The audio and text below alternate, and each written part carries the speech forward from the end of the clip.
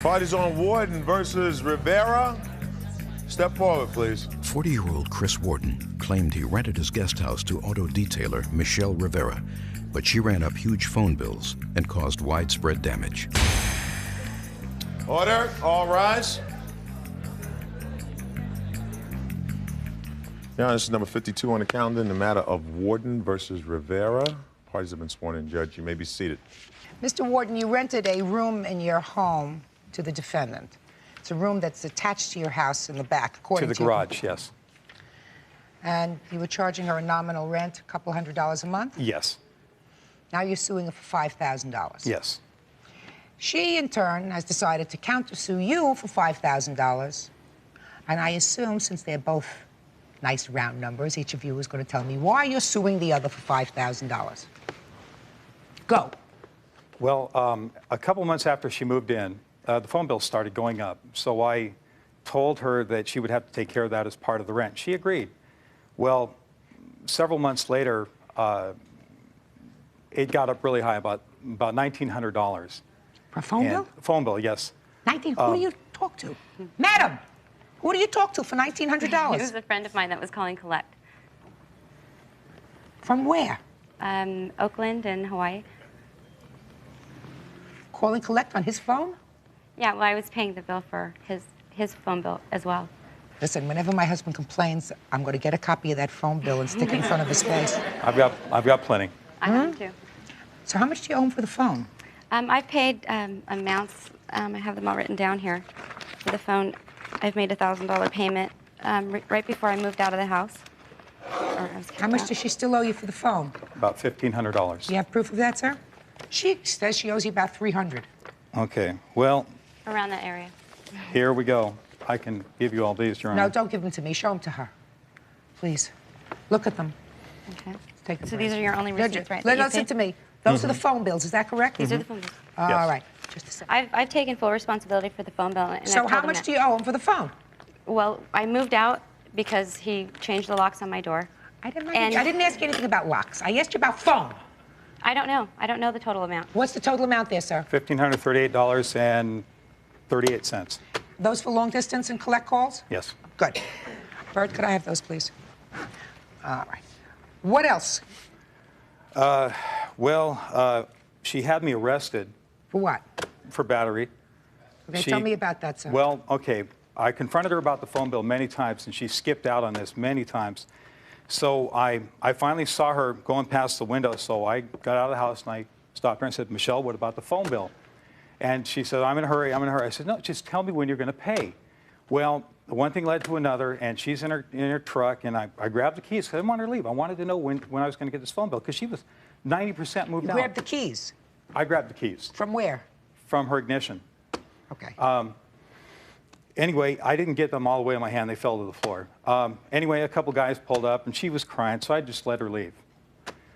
So about 3 hours later, I see a flashlight shining through my back window, and it's the police. So I go out there, and they talk to me a little bit, and they say, well, Michelle says you assaulted her, and we're going to arrest you. And I said, well, you know, look at her. There's no marks on her. And she says, well, we know, but if she wants you arrested for battery, we have to arrest you. Otherwise, it's a felony on us. So you were arrested? So I was arrested, and the end result of that was I went to court, got very sick in court, had to go to the hospital. I had to pay a $506 fine for disturbing the peace because there was no evidence for So why did you have to pay a fine? Did well, you have a trial? I paid the fine because I was... Did you have a trial, No. Mr. Warden? So you pled guilty to disturbing the peace? Yes, I did. So you pled guilty to disturbing the peace, and your penalty was a fine? Yes. So what do you want her to pay that for? Why didn't you go to trial? It was her fault. No. Well, okay. No, I got Mr. sick Warden, that day. Mr. Warden, Okay. you have to understand, sir. If you had gone to trial and you were acquitted and you wanted to sue her for damages, for your costs, your attorney's fees, lost wages, whatever, Okay. that's legitimate. But when you go to court and you plead guilty, then you can say, well, I'm going to plead guilty, I'll take whatever consequences there are, and then I'm going to go sue her. Because what you said was I disturbed the peace in this incident. Right? Right. Well, I'm not going to go behind that, sir. You pled guilty. Okay. The judge say to you, you're telling the truth when you're pleading guilty, Mr. Warden? No. I just signed a paper. Well, did you read the paper? Yeah, I signed away my rights and the little thing they gave me, yes. You signed away your rights, and Yeah. it said, the piece of paper that you signed, this is an acknowledgement that you are pleading guilty to these charges. Yes, you're right. You are giving up your rights to have a trial. You have an absolute right under the Constitution of yes. this state. You understand that? Yes. Okay, so forget that amount of money. What's All next? right, But I want to well- find out, did you have him arrested? Yes, I did. Why? Because he grabbed me by my neck and Just a second. Are you telling me he grabbed you by your neck? he grabbed me by my neck and pinned me up against the seat in my truck. Tell me how that happened, Miss Rivera. I came home from work, and well, just before that, Chris was always leaving notes on my door. I have a 3-year-old child, and he threatens me in front of my child. He throws trash cans at my front door. Why didn't you move? I was in the process of moving. I told him, I gave him notice that I would be out by the 30th of the month. And meanwhile, he's making my life miserable. He's left notes on my door saying that I'm not allowed to have any boys staying at my house. Just late night visitors. She No, had that's traffic not what through the my note house says. all night long. I did not. Here's the notes that he would pin to my door with me steak see 'em. knives. Here's more.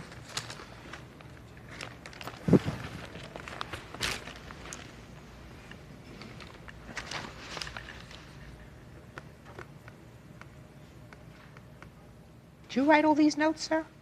Well, I don't see them, but I did leave notes on her door I'm going to telling show her. them to you. Why didn't you just move to evict her? Well, I made it clear that she was only supposed to be there a few months. She wasn't supposed to be there. That wasn't a rental property. It's not a rental room. I only let her move there as a favor. What else are you suing her for, Mr. Warden? Well, at the court, I was very sick. And one of the reasons I just wanted to get out of there that day and be done with it, I went to the hospital that night. And I spent the night in the hospital that night, stress related. And then 2 days later, I had surgery. And I lost a month of work because of that. Yeah. And it was all due to stress, this stress.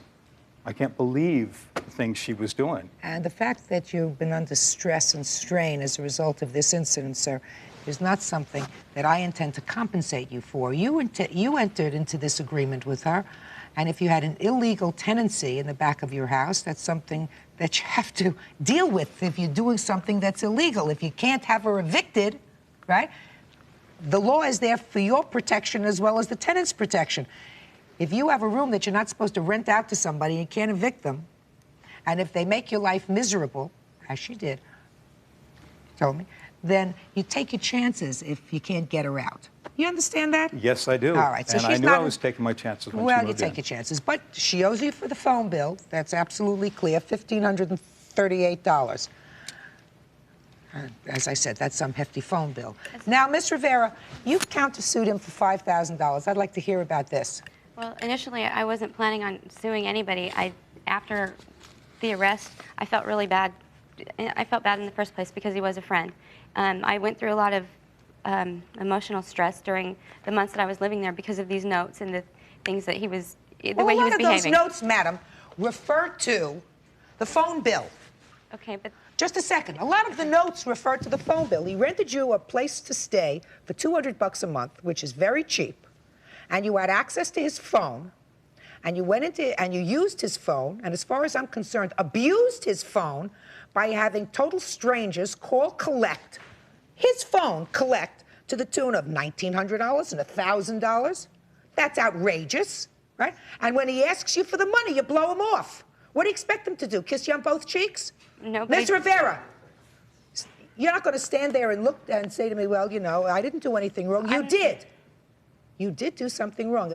So you want to tell me again why you think I should even consider giving you $5,000 and for what? I didn't blow him off on the phone bill. I made payments. I have the list of the You payments owe that him I've made. $1,538 that he hasn't been paid.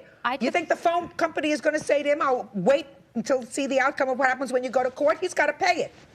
The phone bill is paid as of this morning. I've called the phone company this morning before I came in here and verified there's right now a $26.62. What does that have to do with you? Did you pay it? No, when I left the house, I had to move out of my house at 11 o'clock at night, all of my belongings, Hey, with listen, my child. you acknowledge, if I believed you, what you said in your papers at least, you said, well, I maybe owe him $300 on a phone bill. Yeah.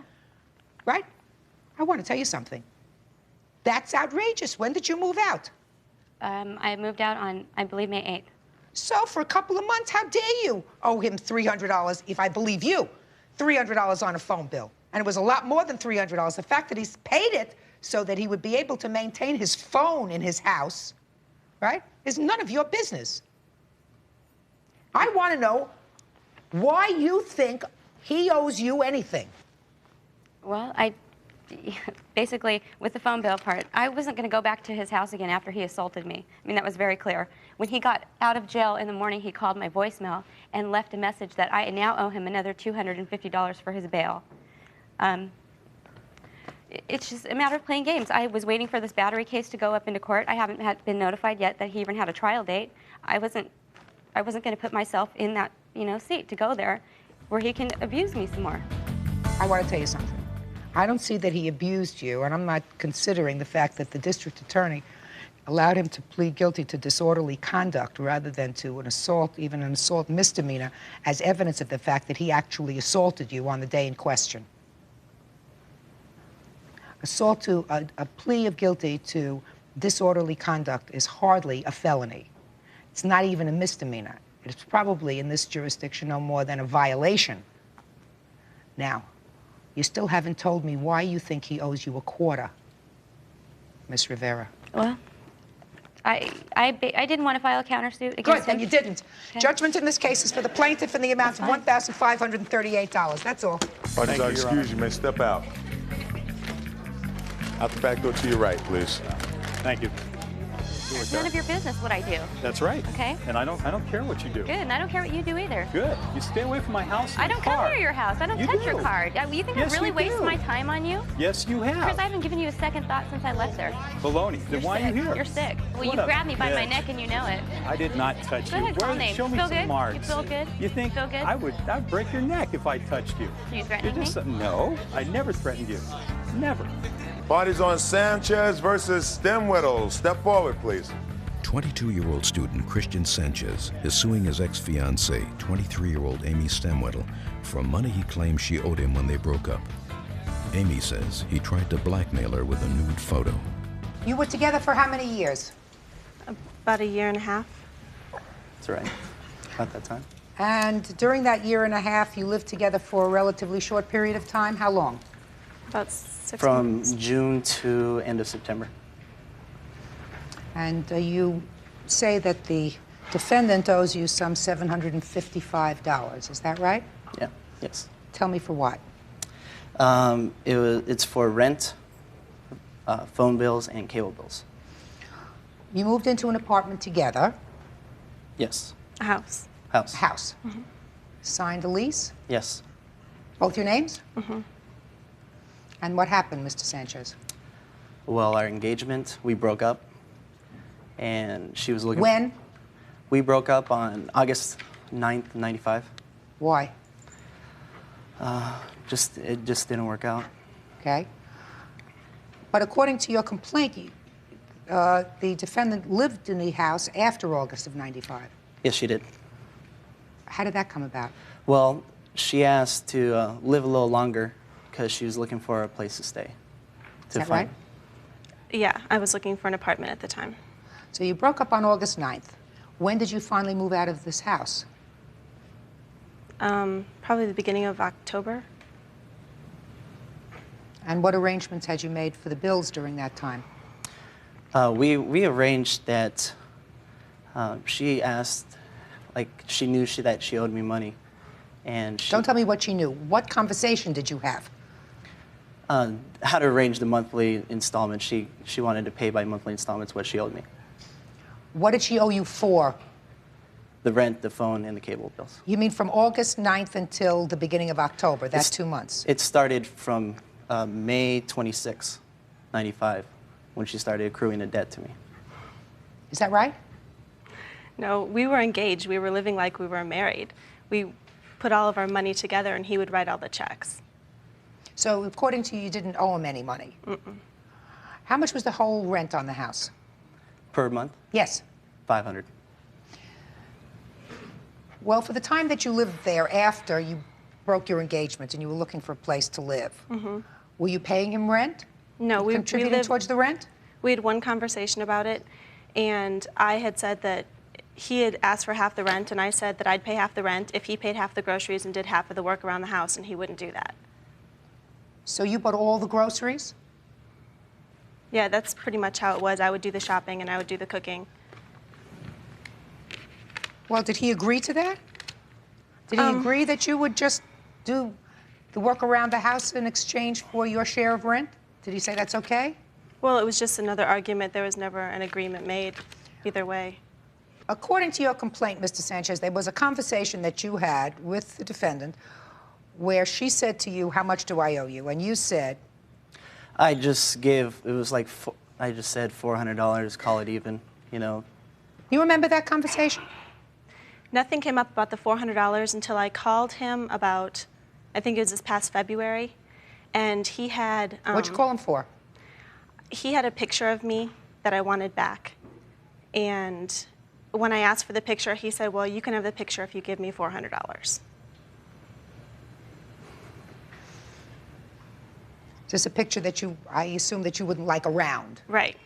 Did you get your picture back? I did get the picture, but I don't know that he doesn't have copies or didn't show everyone in his fraternity.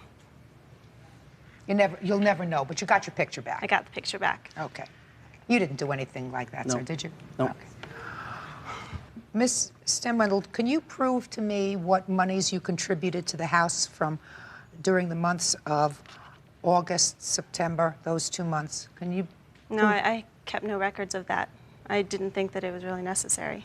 Well, it seems fair to me that while you were living in the same house and yet not engaged, once you had broken this engagement, that you should pay half of the rent, half of the utilities, half of everything else, because you're no longer in a situation where you're moving towards a marriage. You're in a situation where you're moving out the door, right?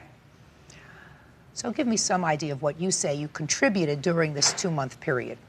Well, while I was going to school, I was a nanny, and I probably brought in $150 or $200 a week, and that, I'd say 100 of it would go towards the bills that we were paying together. Do you remember her giving you any money during this period, sir? She didn't give me anything. She gave you no money. No money. And could you prove that you gave him any money? No, I would have no proof of it, because a lot of times being a nanny, I'd be paid in cash, too. I think it's only reasonable. Your initial agreement, according to you, was $400. That's certainly most fair, considering that the rent was $500. You agree with that a month, which means for the 2 months it was $1,000 that you were living there, which means if you just paid for rent alone, your share would have been $500, right? Okay. Okay, and that doesn't include utilities, phone, anything else. Now, during that time, if you bought groceries, it certainly didn't come to that kind of money. Your oral contract, which I believe was for $400, so it's very easy. Judgment in this case is for the plaintiff in the amount of $400. Thank you. Okay. All right, so excuse you may step out the back to your right. Who's on Dersawa versus Dersawa? Step forward, please. 67-year-old retired machinist Max Dershua is suing his son, Max Jr., 42, because he removed his father's guns from his home. He's asking for attorney fees he paid to get the guns back. Order. All rise.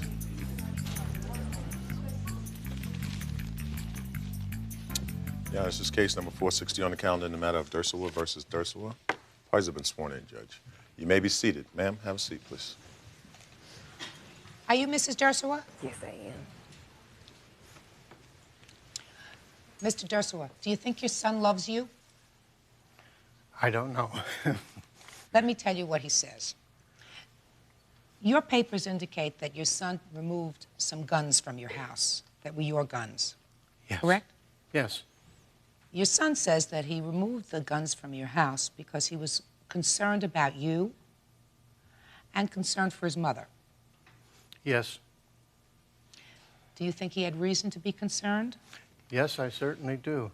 Why were you concerned about your father's safety and your mother's safety? Both of them. There have been very violent fights between the two of them, several 911 calls. My father had 2 strokes. My mom had 1. During that time, there were 3 Also, were 3 suicide attempts by my father. I had just learned of it, that that's what the events were on the 3rd one, and I removed the guns at that time. After I removed the guns, a 4th attempt was made, where he attempted also to take my mom with him, as he put it. How? She went to make a 911 call because she found him in the car. He had stabbed himself in the arm.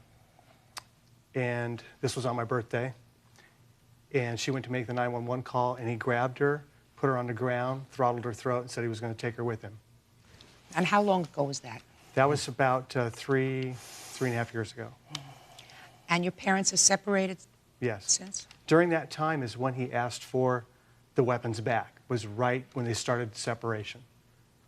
And I asked him, I said, Dad, I don't want to give them back to you. What do you need them for? And he said that he needed them for the money. I told him I would be glad to purchase them from him at that time. He said he was not interested in me having the firearms and was going to do anything he could to get me free of them.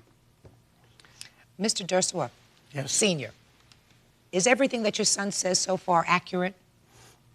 Yes, it is. Don't you think he did the smart thing by removing the guns? Yes, I certainly do think that he did the right thing, and I thanked him very much for taking on the responsibility of removing the guns from the house. But what do you want now, sir? I asked for the guns to be returned to me, Why do you and need he refused to return the guns to me, and I told him at that time that they were my personal property. They did not belong to him or anybody else except me, and that I wanted them back. What do you want them for? I originally wanted them back to hang on the wall as mementos of my childhood.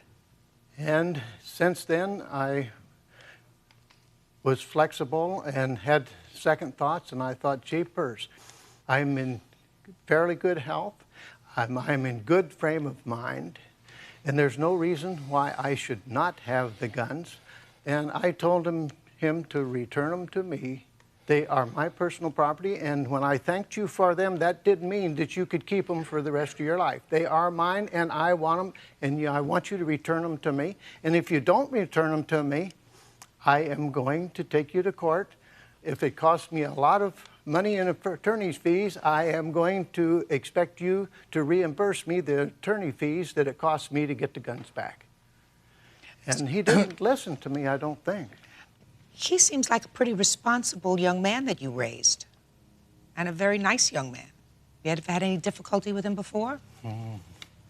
Huh? Yes, many times. Okay. As an adult, sir, Yeah. how old are you? I'm 42 years old, Married or single? married. You have children? No. Are you employed? Yes. What kind of- Self-employed. I'm a photographer and hairstylist. You remain close with your mother? Yes. Is that right? I would like to say one thing, that it seems to me when my husband is angry at me, he tries to take it out on him because he knows how close we are. How many children do you have? I have 2, Tim and Max Dursaway. Are you the older brother? Yes. Where are the guns now? The guns are at a friend of the family's house. You put a value in your complaint on these guns of $500. Yes. None of us live forever, Mr. Dershowitz. What did you suppose would happen to these guns when you were no longer here? I really couldn't care less. Well, that's a good attitude. I mean, it really is. It's a good attitude. I hope they're safe, and I hope that if anybody does get them, that they are in as good a shape as I believe that they are at the present time. Did you at one time have issued against you by any court an order of protection or a restraining order with regard to your wife? Yes, And when was that? most of last year. At the same time that he requested the guns back from me. Okay. Does anybody have a copy of this restraining order? I do. May I see it, please? How long were you and your wife married? It'll be 43 years. I can tell you, June 10th, this year. And I'm still going to be married on June 10th if I'm alive. Have there been divorce proceedings filed? No, we both agreed to a separation. However, we agreed to a separation a long time ago, and she decided, for some reason or another, that she would make it legal and go through the legal procedures of getting a separation. So she hired an attorney, and then I hired an attorney to protect my rights, because at that time she told me that she was going to take everything she could get. Are you living alone now, sir? Yes. Do you see your other son? Do you visit with your other son? Well, when I get an opportunity. Where does he live? He lives in Riverside. That's not so far away. You have grandchildren? Yes, 2 grandchildren. Do you visit with them? Yes, usually they come down to the house where I'm living, and it's so short visit, I hardly even know that they've been there. Mr. Dershowitz, I am, quite frankly, sir, sympathetic with your position to this extent.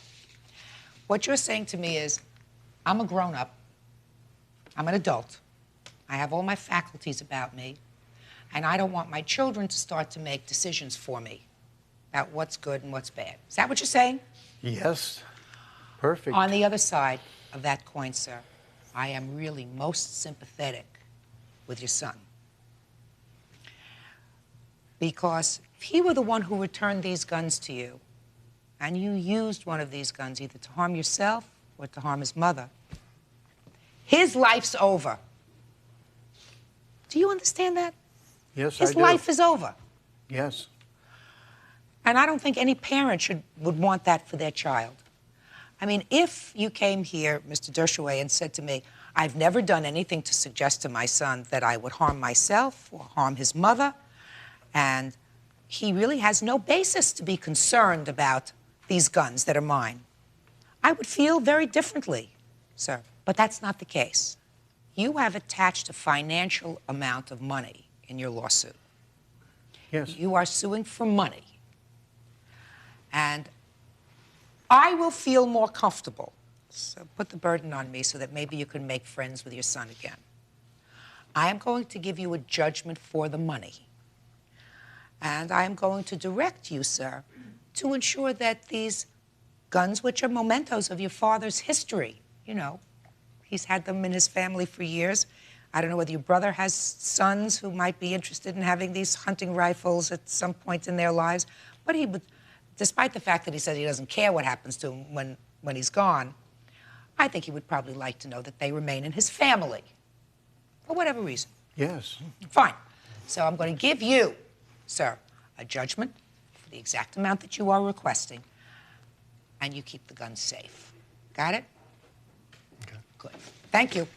Well, he's excused. You may step out. Here you are, sir. Back to your right.